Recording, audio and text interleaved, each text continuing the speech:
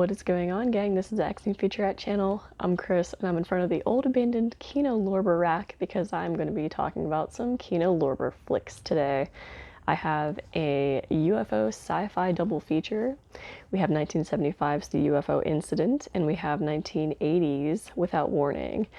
And as always, no spoilers, let's just get down on it, starting with Without Warning because this was my favorite of the two.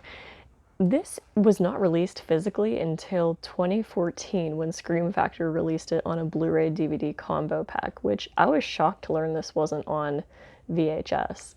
I saw that this is cited as an inspiration for Predator, which I haven't seen yet, so, don't come at me, but maybe I'll get around to that one day. This is directed by Graydon Clark. We have Martin Landau and Jack Palance, and they were both amazing. All of the special features on here are the same as the Scream Factory release. So it has audio commentary with producer-director Graydon Clark. I'll just put a screenshot on of all of the special features, but I did listen to the commentary with the director and it was awesome. So if you do have this, I suggest that you listen to that. It was, there was a lot of great info on it, but what differs is this sick artwork that you see here. This is new artwork, newly commissioned by Vince Evans. And so that is unique to the Kino release, as is, this is the first time this is on a 2K master. And I must say that the picture on here looked amazing. Special effects were by Greg Canham, and I will say that I didn't have it on Scream Factory. I didn't have the Scream Factory release of this, so I can't speak to what the Blu-ray looked like, the previous Blu-ray, but I will say that this picture of the Kino Lorber release was very crispy, and with these special effects, this is like a low-budget alien flick.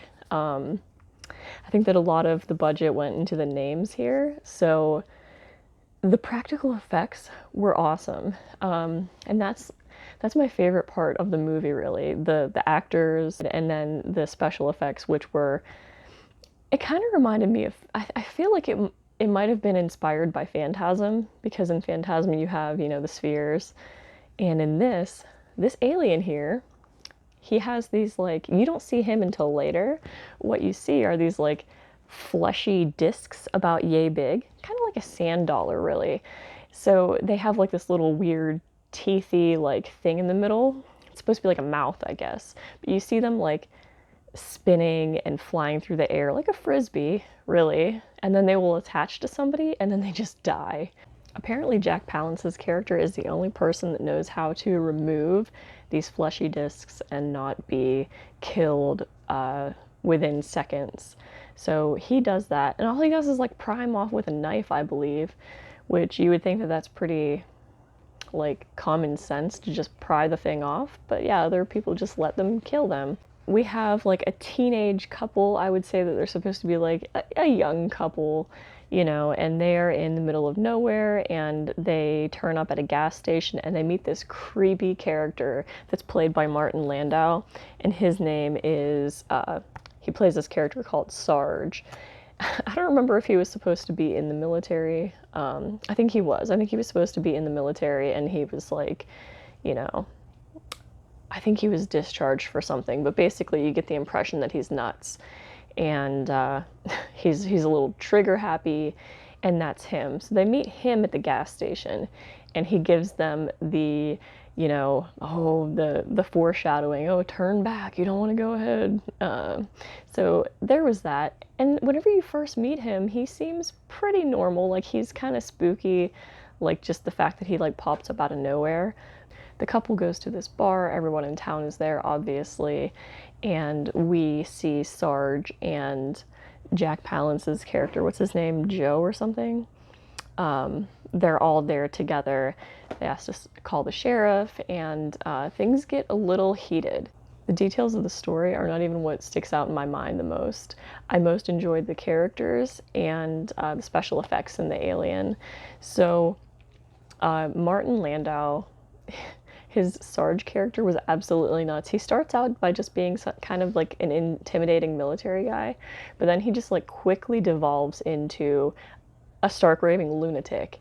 He is unnerving, and he just like turns it up so much. Like his acting is just, it's probably the best part of this movie, to be honest. It was wild.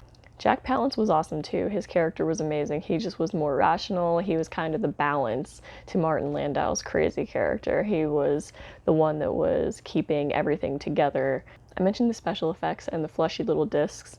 This calls them flying blood-sucking jellyfish on the back of the box. So there you go. A group of teenagers, a grizzled hunter, and a crazy war veteran wage a life and death battle against the insidious invader. It's kind of like a fun cat and mouse type thing with this creepy alien guy. His costume and the special effects were really awesome, but what I found is that he's the one throwing the discs. They're not actually like a different breed of alien, like that are just flying. It's like he's throwing this alien at them, which was kind of interesting.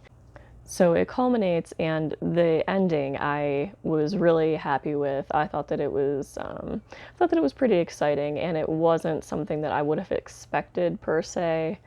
It was just a fun watch, you know. The story was good, but as for like a low budget sci-fi flick from 1980, it pretty much, it exceeded my expectations for what it would have been. And a bonus, there is a young David Caruso in this. The director made a comment that some of the up-and-coming actors that he worked with on Without Warning, the ones that he expected to go on to have a very bright acting career, maybe didn't necessarily do that. He did go on to say, oh, you know, nothing against David Caruso, but I thought that was pretty interesting. I like David Caruso. He had a very brief role in this, but immediately I was like, is that David Caruso? So that was pretty weird, but apparently he did not impress Graydon Clark. I won't spoil the ending, but it's basically a cat and mouse with an alien, and there's some unhinged characters. We have a military guy, a hunter, and we have like a weird backwoods town at night type atmosphere. Very creepy, awesome special effects. So I highly suggest it. If you like sci-fi alien flicks, definitely get down on it. You don't want to pass that one up. Which brings us to the UFO incident with James Earl Jones and Estelle Parsons, who I knew from playing Roseanne's mom in the sitcom Roseanne.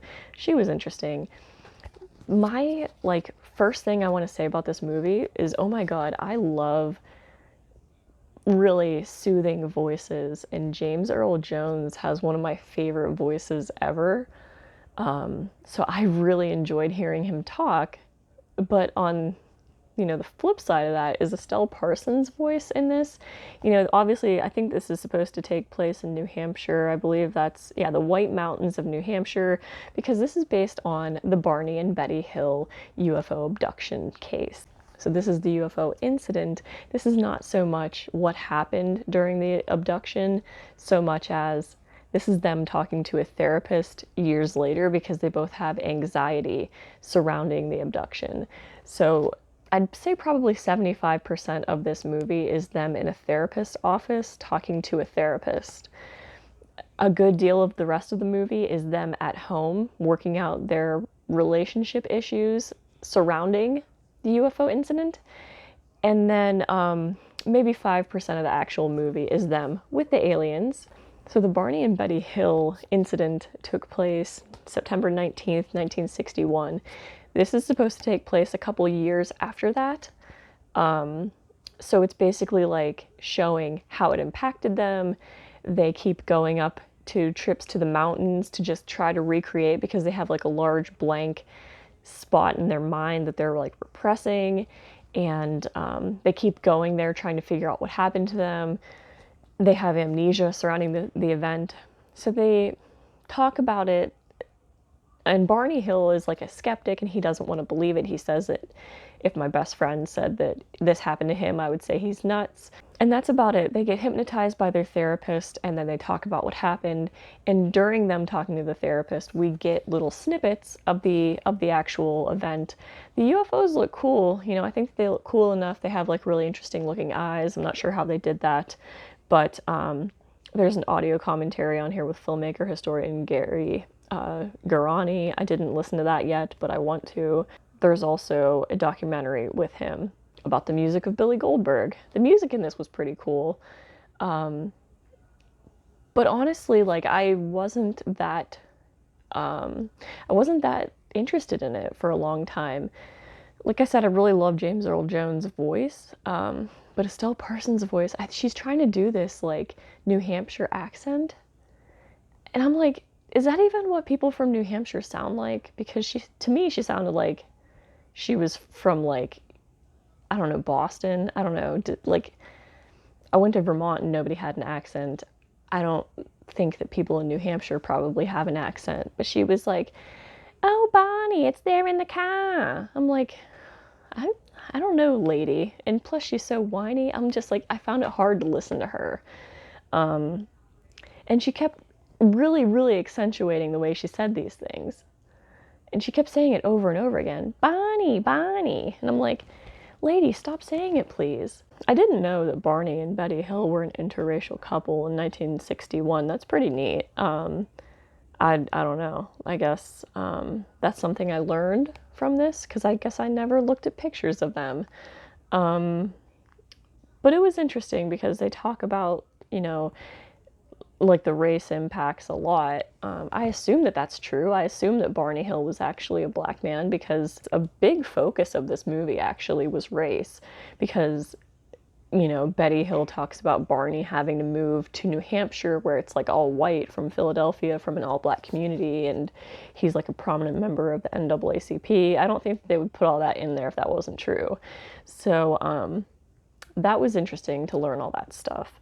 So this movie is based on a true story, which would be The Interrupted Journey by John G. Fuller, who was the one that hypnotized them, I believe. So I will say it was a slow-paced movie, and it was very focused on their relationship, almost more focused on their relationship and how it impacted their anxiety and their own daily life, more than the UFO incident itself. So I wasn't expecting that. So I would say this is a necessity for anybody that is really interested in the Barney and Betty Hill story, because I think it's a really good telling of how it impacted their life. I have read about it in the past, but it's been years, so a lot of it wasn't familiar to me, so it was kind of a refresher. That was interesting. I just didn't find it that riveting, but it's cool for what it is, but don't go in expecting like this super, sci-fi alien movie, because the vast majority of it is just how it affects their relationship.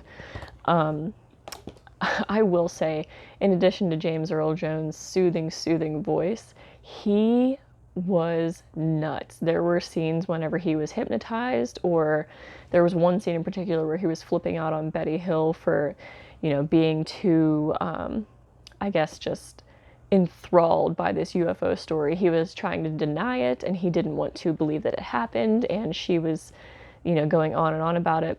Whenever he flipped out in this movie, it was really good. I'm like, this guy's an amazing actor.